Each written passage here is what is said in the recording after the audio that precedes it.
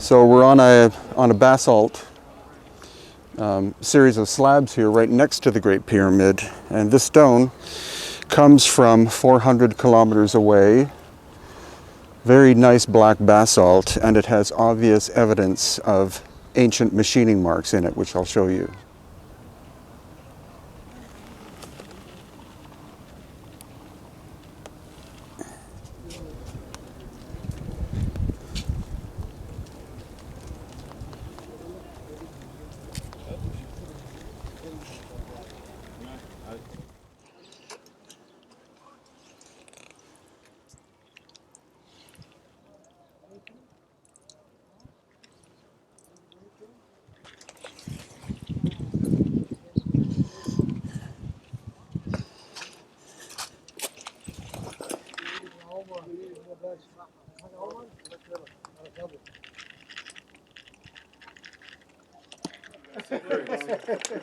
That's okay, I like buying it. It's fun.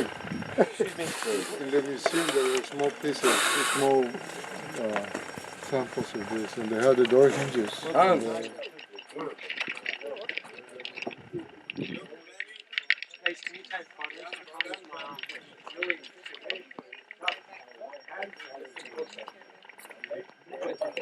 So we're at Elephantine Island,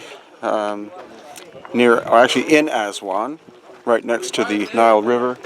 That is a super ancient artifact that is pre-dynastic, as in before the pharaohs. That's lost ancient high technology, and unfortunately what happened was either the dynastic people or the later cultures, the Greeks, the Romans, possibly the Christians, or even the Islamic people, moved these pieces here or found them here in a state of disarray, and they broke them into pieces to make smaller objects. So that's why we're missing a lot of the examples of lost ancient technology in Egypt. But you can see this is a broken one, and this is clearly also an example of machining technology beyond the capacity of the Bronze Age dynastic people of Egypt. So the conventional story is that these were made during the 18th dynasty of the pharaonic period of Egypt, and that means that these were supposedly sculpted about 1500 BC. But the dynastic Egyptians didn't have steel of any form, or at least volume or quantity, until about 800 BC. Quartzite is a super hard stone. Quartzite, as in it contains quartz. Quartz is 7 in hardness out of 10 on the Mohs scale, with diamond being the hardest thing we know, which is 10. So if they didn't have at least steel, how could they possibly have shaped these things? And the other thing again is that the seated figure weighs 700 tons. So the original block, if it was carved here in position, probably weighed 1,000 tons. And how could they have moved it at least a minimum of 200 kilometers from the quarry, which is in the Cairo area? So a quick correction. I was just told by our guide, Mohammed Ibrahim, that in fact the quarry is called the Red Mountain in Cairo, or the Cairo area, 700 kilometers away, which is more than 400 miles. How are these things moved? On tree trunks? We're at the Bent Pyramid at Dashur in Egypt. The conventional explanation as to why it's damaged is that after dynastic times it was plundered and used as a quarry, so the corners have all been taken off and parts of the casing stone. However, if somebody was to take a pyramid apart, why wouldn't they start in one corner and just start taking the building apart or structure apart? Why go to all 4 corners? Engineers say that we've consulted that a more logical explanation is that a massive earthquake struck this area and blew the corners out, because this and the other major pyramids in Egypt, in this area which is called the Land of Osiris, which is the Giza Plateau area, it's believed that in very, very ancient times these were energetic structures. They were not tombs of pharaohs, and that the dynastic people actually found them in existence.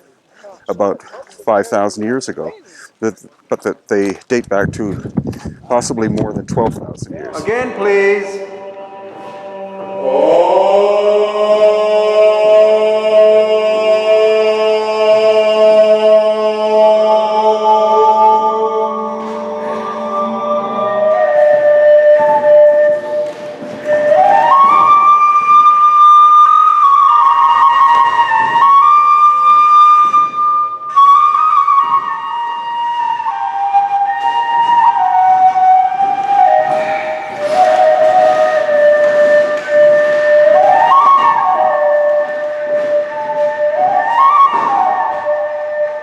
Dead pharaohs do not need sound amplification like that. So clearly you're looking at evidence that this was not constructed as a tomb, but as a sound and resonance facility of some kind. And it's only those that are found in the Giza Plateau area that have sound amplification qualities like you just heard. So they are the true pyramids on the planet. The original word or term in ancient Egyptian was perneter, which means the house of energy or the house of nature, perneter. And so the name itself is hinting at it was an energetic function that it performed originally, not some tomb for an arrogant pharaoh. We're descending into the bedrock itself. This was discovered in the 19th century. Local people told Mariette, the archaeologist, that there was an underground tunnel, and so they did an excavation and they found the famous Serapeum. So some of these boxes in the Serapeum, the box itself weighs 70 tons, the lid weighs 30 tons, for a total of 100 tons. We're going to find out from our geologist where the stone itself likely came from.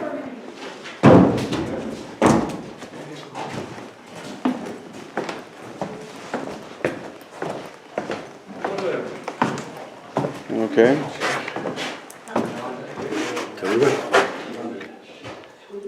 Okay, we're in the Serapeum at Saqqara, one of the most famous sites in the world, just opened since September 2012. And this contains 27 boxes, 33 niches. This is the most magnificent stone box we find here. It is the material, I believe, we'll check with our resident geologist, Susan Moore, porphyritic granopyrite. The box being 70 tons, lid being 30 tons, 14 feet high. And the interesting thing is there are inscriptions on this box, so we can check them out. But what do we see? The inscriptions are incredibly crude. Cannot possibly be the same technology from the people who built the box. In fact, it looks like it was a metal chisel, an iron chisel, just tap, tap, tap. And if one follows it along like you're doing, Brian, you can see the man could not even draw a straight line. And the key is, it cannot be identified with any king or anybody because the cartouche is empty. Meaning the priests were setting this up for somebody to pay the money to perhaps be buried in here and never was. So they cannot be dated by the writing. And perfect square corners. This is where Chris Dunn went in with a level bevel to 2/10,000ths of an inch. He put his light on it, no light came through. So we say estimated at least tolerance of 2/10,000ths of an inch, which is not called for today. And can you compare the surface with the on this side? Interesting here though, Brian, we'd like to point this out too though, because people notice that there's gouges. There's gouges, yet it is polished. So this was original. This is original and originally polished. So not polished with a machine, we now have it, it's polished with an abrasive, liquid abrasive like acids. And we have some residue on the side. So they realized that this wasn't affecting the resonance, so it stayed polished. And perfect square corners. Perfect square corners in a 70-ton box. Writing very crude, and much, much late period. Got that okay? Yep. Good boy. Daddy too. Good boy, that's okay. Daddy's in there? Yeah. Great. How is it in there, Danny? You tapping, Danny? Yeah. All right. Yeah, see, good. Yeah. Different resonance, each box has Keep going, Hans. Yeah. Let me show you the.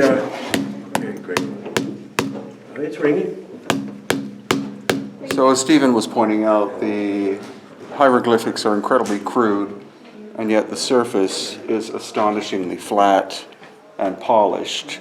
And so it's clearly obvious that whoever did the inscriptions was technically inferior to whoever it was that made the box itself.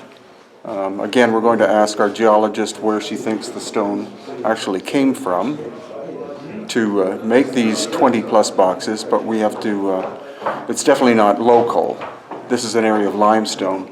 This is like a syenite or granite or granodiorite. Look, really opening your mouth. Go ahead.